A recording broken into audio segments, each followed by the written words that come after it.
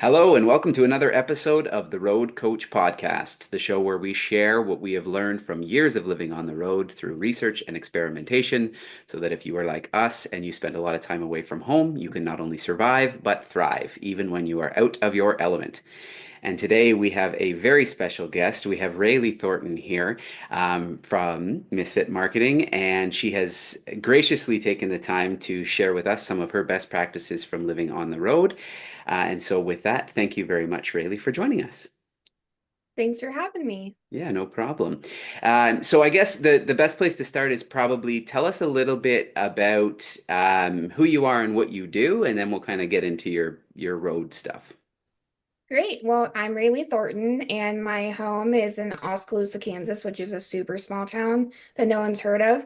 But we are like an hour from Kansas City, which is something that more people have heard of.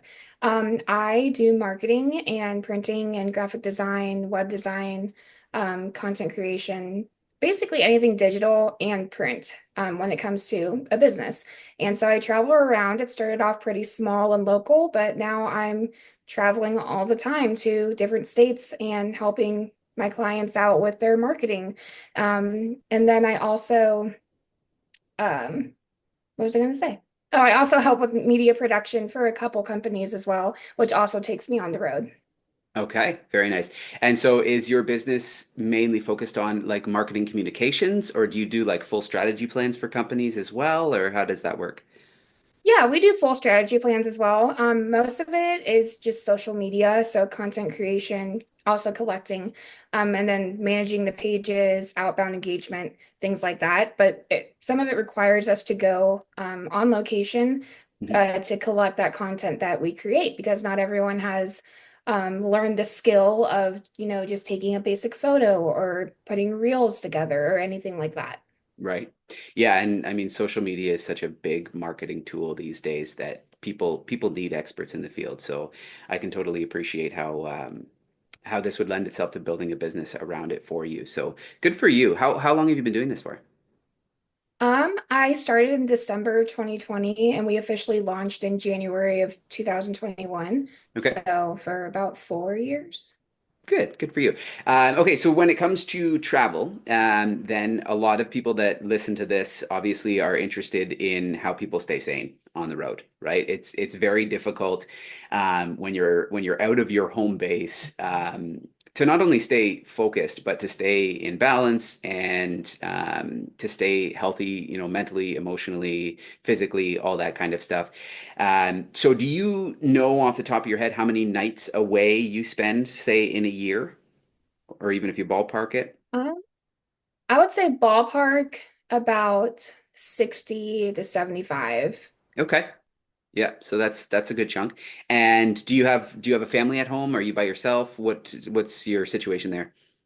Yeah, I have three kids. They're 11, 9, and 7. And then I have three cats and two dogs. And Okay. my husband is, the runner of the house when I'm gone, but I'm fortunate enough to have two moms and they kind of go over and they stay the night when the kids are in school because my husband has a really early work schedule. And Yeah. so I'm fortunate enough to have them around as well so that they can help hold the house down. Very nice. Yeah, and that's something that I think is imperative for people that are either they're in a career or they're running a business that requires them to travel so much, is to make sure that, or even if you're considering that type of career, to make sure you have a support network in place. So I'm very similar to you. I don't have three kids. I'm not nearly as busy, but we've got a 12-year-old daughter who will be 13 in May, and the ability to have people that can help out, like the idea of takes a village to raise a family, really comes into play when you're on the road. So I think that's a really good point for people to remember is that you need some sort of support network. And if you're always scrambling, then you're going to be stressed when you're on the road.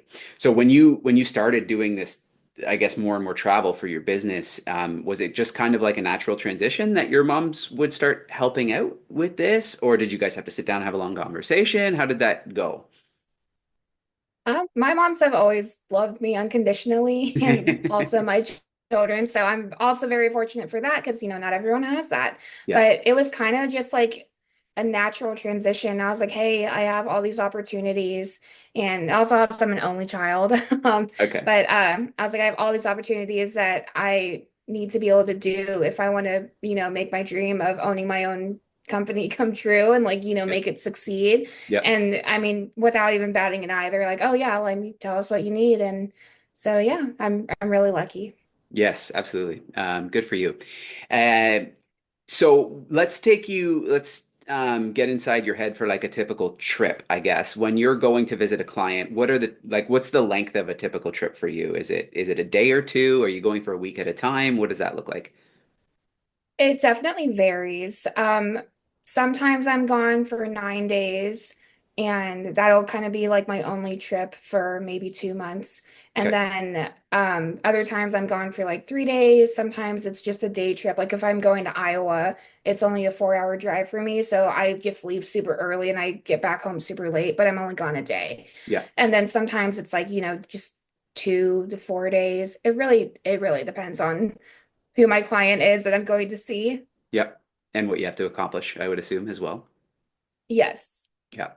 Okay. So when you're, I guess, preparing for a trip, obviously you're going to be, let's say it's one of the longer ones for 4 to 9 days, something like that.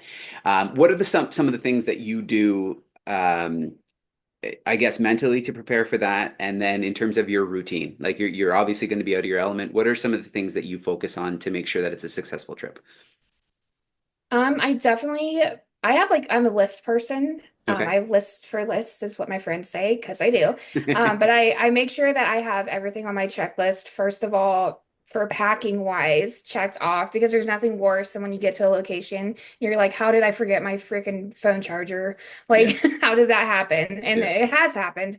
But I make sure, I'm well prepared for that. And I also have a checklist for, my company because I'm, gone for days at a time of like what needs done before I leave, what can I accomplish from the hotel or wherever I'm staying, and then Yep. also what I need to do exactly when I get back, so that because some people like they get back from work and they're like, I don't know, I forgot how to do this, I forgot my password, type of thing. But as Yeah. an owner, you can't do that. So I have lists for when I get back. Um, yeah, I'm just a list person. And then for my kids and my family schedule when I'm gone, because I love my husband to death, but he would, forget his head if it wasn't attached. I have a calendar at home. I probably look like a crazy person because it's like marked all over the place with like different colors and all of that. I have Yeah. a calendar on my phone that I keep updated with my mom's and with my husband as well, for all their sports and activities. So everything is very structured. And then, of course, if something is not on there, then I always make myself available to be called, and they know to only call me if it's a real emergency on. So if I get a call from them, then I know, okay, this is something. So then I, just excuse myself really quick, and no, none of my clients have an issue with that. Yeah, good. And then, so you're traveling mostly around the U.S., I would assume, right? Do you leave the U.S. at Yes, all? Mostly U.S. Okay. I Uh, haven't. you haven't. Okay, perfect. So it's helpful where you are, because you're in a very central time zone. So you're not Oh having yeah. to deal with too many time changes. I know in the past, like, sometimes I usually have, usually one trip to Europe a year, and I'm East Coast time zone. So when I go to the West Coast time zone, 3 hours behind can be a big deal for time changes. But you're still dealing with, I guess, 2 hours at some points in time. Do you ever Mhm. find that it becomes difficult to talk with home when you're outside of your home time zone, or how do you plan for that?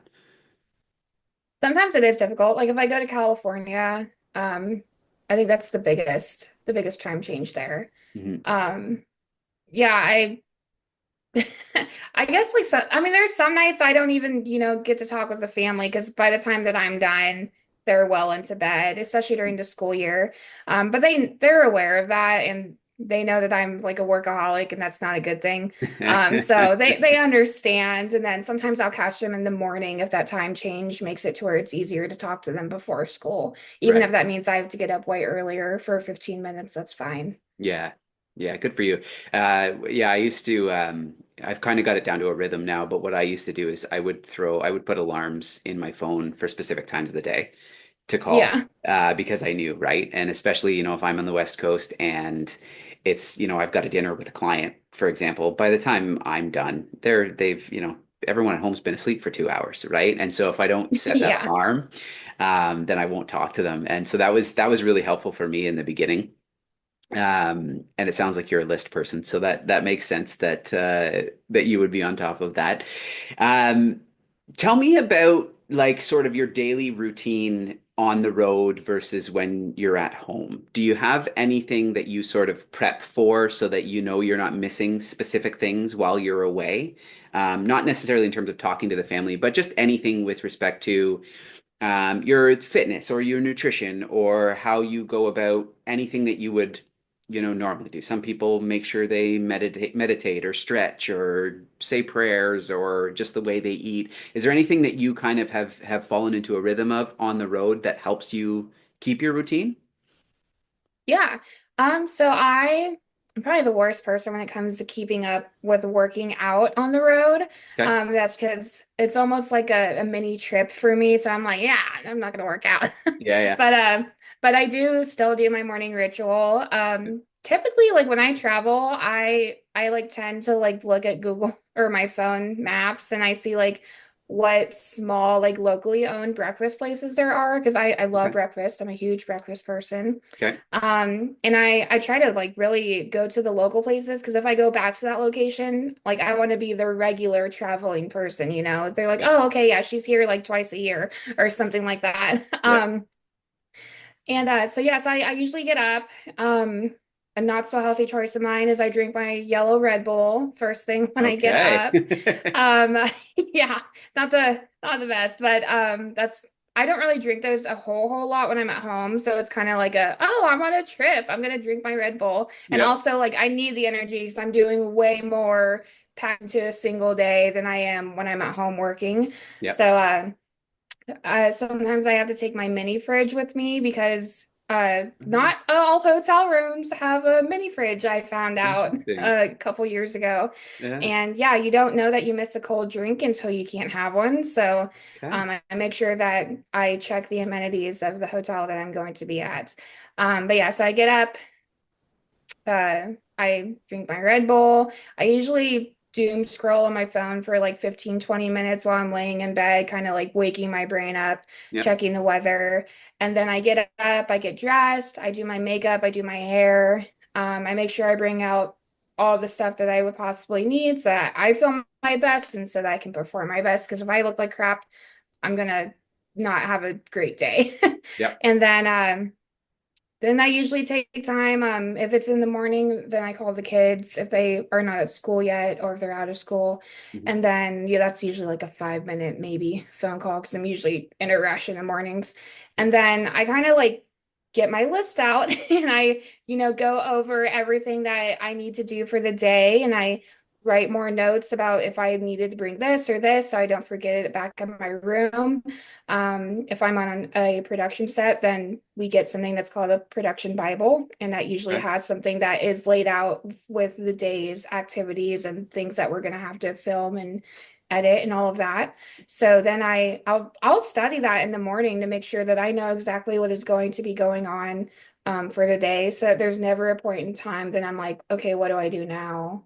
And Yeah. I'm lost. So um, that's kind of my morning ritual is, get up, get ready, drink my Red Bull, and, look at my list for the day. Yeah, no, good for you. And I think it brings up a very important point for those of us who travel a lot is that preparation, regardless of what your routine is, preparation to perform and feel at your best is a key thing that I think people miss when they first get into anything that requires them to travel. Yeah. Because especially when you start, it's novel, right? And it's new and it's exciting, and everything feels like a new experience, and almost like you're on vacation, right? Everywhere you go, and what tends to happen fairly soon is the novelty wears off, and if you're not preparing yourself to perform and feel at your best, then travel can quickly become a burden, right? And Yeah. that's the worst thing that can happen is all of a sudden you long for home and you feel like you have no choice. So have you dealt with, I guess, any situations in your last 4 years of sort of more intense travel, where you've thought like, you've had to reconsider and thought like, is this really what I want to do? Is this worth it? And how do you keep things, I guess, exciting when you're on the road? Yeah, so actually that's a great example for this last season that I went to go film down in Oklahoma. Okay. So that's one of my longer stretches. We're gone for about 9 days. Mhm. And it was like midway through the week. I was just like, I don't know if I was just like really tired that day, but I was just like sitting there in bed and I had Food Network on and my kids were already asleep, so I didn't get to talk to them.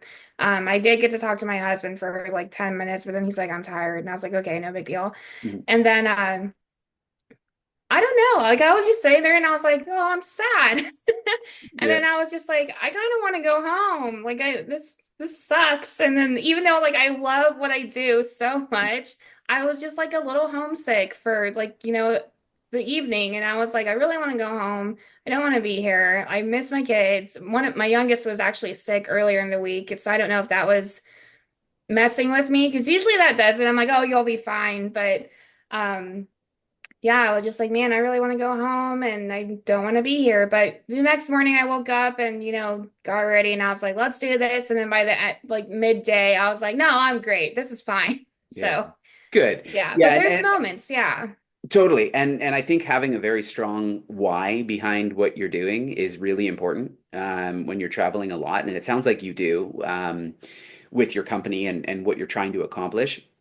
And if we don't have a very strong reason behind why we're doing all the travel, it can quickly become this never-ending cycle of questioning yourself. So good for you because it sounds like you've figured that out. And a lot of people I know have not, right? And all of a sudden this travel just becomes this monotony, and they question if they're doing the right thing. Mm. So that's very good. Okay, so question about, the mini fridge, first of all. Yeah, I think my record is 11 days away without checking a bag. I hate checking bags. And if I can get away me with too. carry-on, especially on most, like air travel has just gotten so much worse since COVID, which I'm sure you would share that opinion. What do you do if you're doing a 9 day trip and you want to take a mini fridge and you've got all your stuff that is part of your morning routine to make you feel good and prepared and feel like your best self? How do you manage all of that in terms of like luggage and what you're packing? And do you have any tips and tricks? Take me into that. So typically I wouldn't take the mini fridge on the plane. Okay. I'd just be like, okay, I just need to get a place that I know for a fact has a fridge. Yeah. But when it comes to like traveling on the plane, I don't go to the airport very often. It is super helpful that I'm in Kansas, so I'm pretty central. Okay, If the good. trip is less than 12 hours, I love a good road trip, and that's what I Okay. do. However, if I'm going to like California or anything, then yeah, I get on a plane and like you, I hate checking a bag because I'm like it's just gonna get lost because that's my luck. Hmm. Um, Also, they just throw those things, and I'm like, I got like camera equipment and stuff. Like, no, thank Hmm. you. So I pack super, super light. I'll do laundry and hang it to dry in my hotel room if I have Oh, to, like if I'm going to be gone for a long time. And so yeah, like for let's say like a week trip, I'll mostly just pack leggings. My clients know me. I'm behind the camera the whole time, really. So unless they're right. saying like we're going to a fancy dinner, leggings and a nice shirt and my white sneakers is what I'm typically in. That's what people always find me in. Yeah. So that's usually what I pack is leggings, which take up like no space. They're not very heavy. Yep. Most of my suitcase is equipment, so it can be a little heavy, but it condenses down into the 18 by 12 by whatever that we Yep. have to do for the carry-on. So Good. Good for you. Um, That's good that you can drive a lot of places. But I imagine Yeah. that also is a lot of kilometers and a lot of time staring at the windshield. So what do you do in the car when you can't obviously be doom scrolling and you're not going to be on the phone with clients and friends for a 12-hour drive? Do you have any routines in the car that keep you sort of focused or that you like to do? Yeah, I listen to a lot of podcasts. I used to not be a podcast person Hmm. until I started driving so much because I was like, I'm tired of listening to like the same 50 songs on this 12-hour car ride. Yeah. So, which I mean, I'll listen to it the same song on repeat as many times as I want since I'm all alone. And I'll be like, Right. yeah, this is a banger. Like, but yeah, then after the music gets kind of boring, then I listen to a lot of podcasts, Office Ladies. I love The Office, so their podcast is amazing.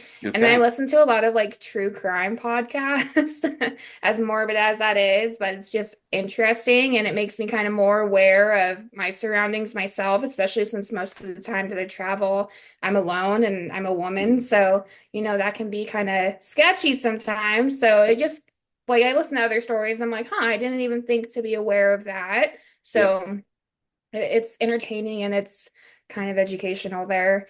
Yeah. Yeah, and do you listen to any industry specific podcasts as well, or is it mostly entertainment for you? Or Yeah, I listen to oh, I forget what it's called, but I think it's like the social media something safari, and it's they actually put on like a huge conference that I've not gone to. I want to some. I just realized I have paint on my arm. They have a huge conference that I want to go to sometime, but it's just like a ton of social media people that they have on the show, and they just give all their insights on exactly what they do and with any platform. So it's super educational, and that's where I get a lot of my ideas from actually. Okay, very neat. So let's, I guess, go in that direction quickly. Any tips or tricks for people that are looking to improve their social media presence or improve their reach on social media? The algorithms are constantly changing. I just read one the other day that LinkedIn now favors accounts that are commenting at least 15 words multiple times per day on multiple posts if you want to increase your reach.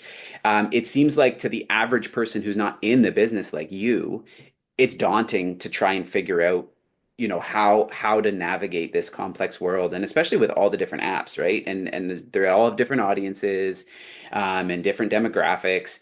Anything sort of, I guess, high level that people would appreciate knowing in terms of how to navigate this world these days?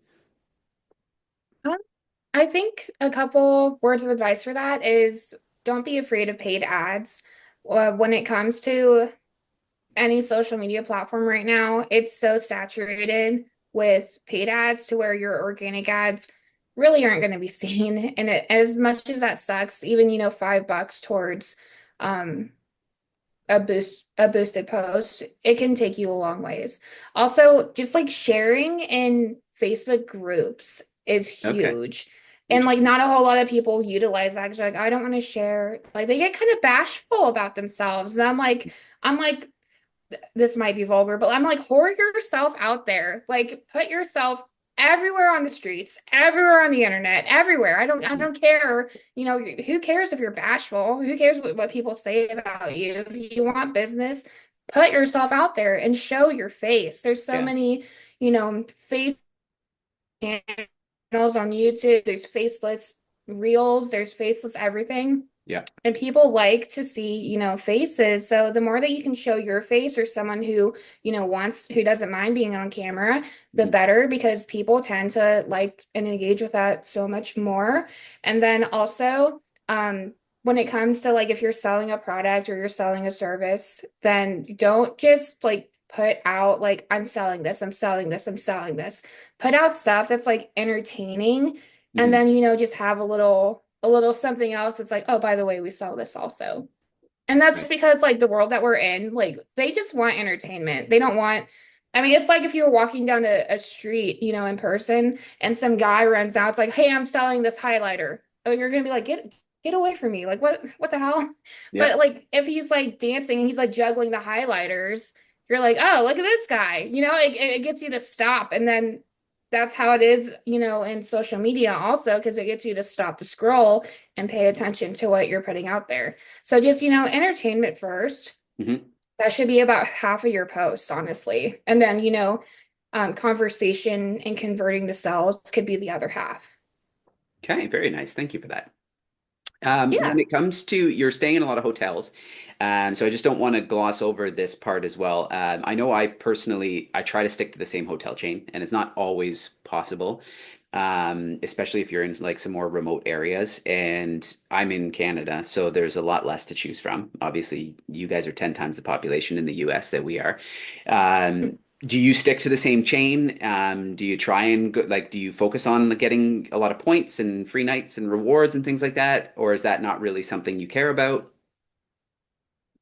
It kind of depends. I have found that I end up going to a lot of Hilton Hmm. hotels, but also like a lot of the times I'll go to an Airbnb because it's usually a little bit cheaper, and Okay. also it's like my own space.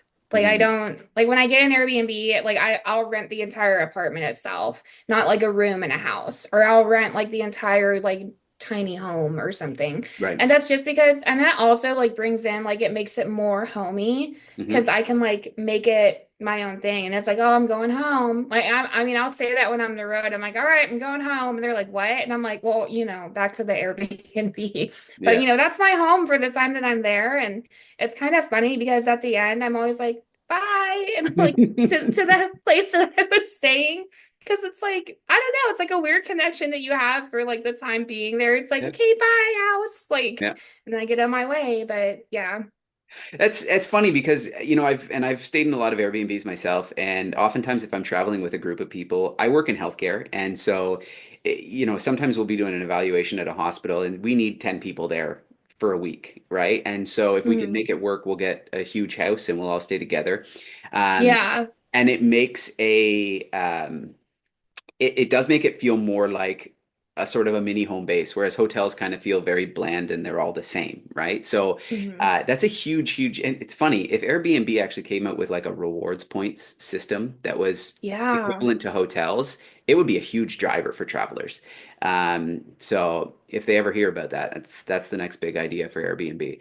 Um, okay, so as we kind of wind down here with our conversation, is there anything that if someone were considering a career that takes them on the road, or maybe they're considering starting their own business, or they're in a career that already has them traveling a lot, are there any sort of key pieces of advice that you would offer from your I experience? would say, yeah, I would say kind of like get used to being lonely. Hmm. And I think that's really, I mean, I'm on more the entrepreneurial side of travel than with you with your healthcare, but Hmm. yeah, get used to being lonely. And if you're an entrepreneur, you're already probably lonely because, not everyone has the same mindset and not everyone's going to understand what's going through your mind. Hmm. So like, I used to not be able to go sit in a restaurant alone and eat. I used to think that was like super awkward and weird, and I would feel weird. But now, like it's like it's the same as going out with friends almost for me. I'm just on my phone a lot, um, but yeah, it's you just kind of get used to doing things solo, and you get used to like experiencing things solo as well. And that's also one of the things about being lonely because I'm like, oh my gosh, my friends would love this. And and then I'm like I turn to go talk to them and I'm like, oh yeah, I'm here alone. But yeah, I get used to being lonely. You'll have a lot of time to like read books, and that's another thing that I've started doing. Well, actually, that's kind of what made me start my whole career here. But ever since I started, I started reading again, and I used to hate reading, so this was like new to me. But when I traveled, like yeah, I read because doom scrolling does get really boring at night, and the Food Network only has so many shows, and I can only watch so many steaks being cooked, and I'm like, okay, like I want something else that's not on my phone, that's not work on my laptop, that's not TV. So Yeah. yeah, like packing even just one big book, you'll have room for that. They're pretty, you can compress it into your suitcase there. So yeah, and then also another word of advice when you get to your hotel, even though It's a hotel. I Before I started traveling for work, I used to live out of my suitcase when I would go places. So I was like, why do they have a dresser? Like that's pointless. But honestly, like unpacking is kind of like it's a whole ritual now. Like I get there and I unpack and I make it kind of my home, and it makes it a lot like it feels better. It feels different. And the first Mhm. time that you do it, you're going to be like, "Oh, okay, there is a difference here than just living out of my suitcase. I'm Yep. living out of, my rented dresser." So even just doing that, I think does something to your brain and it makes it seem a little bit nicer to be there. Totally. That is an underestimated therapeutic thing right there. I unpack all the time now as well. Hmm. First thing I do, and you're right. It makes it feel much less like you're living out of a suitcase, even if you're just opening a single drawer. Because sometimes that's all Yeah. you have is a single drawer worth of stuff, right? Yeah. But that is great advice, and I think the fact that you touched on getting used to being alone, it can seem lonely when you first hear something like that, but being alone can also be a ton of fun because you don't have to convince people to Hmm. do things. You can literally just do whatever you want. And I Yeah. agree with you. It only takes one or two times of being on your own in something that you would never do without other people to get over that sort of fear or that cringy feeling of like, why don't you have anybody with you? And once you do it, it unlocks all kinds of like I remember I think it was last summer, maybe it was the summer before. I took a canoe out in the or a kayak out in the Atlantic Ocean by myself because Wow. it was just lying there on the beach at the Airbnb I was staying at, and I did it at sunset and a seal followed me for like 45 minutes, like 10 feet from my kayak, just popping his head up. And I've gone to movies by myself that I know no one's going to want to see with me. I don't have to convince anybody. I've gone to like little off the beaten path, like found waterfalls and stuff on hikes, and often things that like if you call up your friends and you're like, "Hey, you want to go on a hike today?" They're like, "No."